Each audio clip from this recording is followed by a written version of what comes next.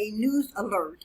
Bases housing U.S. troops in Iraq and Syria have been subject to a series of attacks over the past 24 hours. Now, even though this has been going on continuously, you are getting a special report because this time there were minor injuries.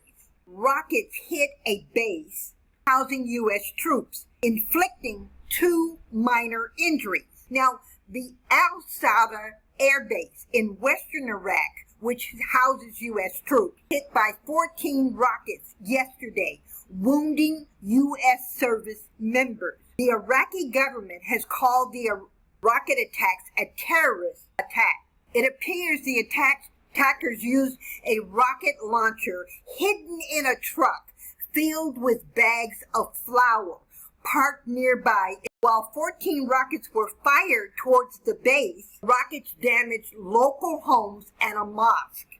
2 rockets were fired at the U.S. embassies inside Baghdad's Green Zone early today, this morning on Friday, July 9th. The embassy anti-system diverted one of the rockets, and the second rocket fell nearby. The U.S. Embassy compound is inside the zone which houses government buildings. The channel brings this special news bulletin to you because this time there were minor injuries of U.S. troops. Looks like this is going to escalate before it de-escalates. At this time, no one is really sure how this growing conflict will affect the Iraqi dinar exchange rate versus the U.S. dollar. There appears to be a major push towards Coinbase and virtual currency in Iraq.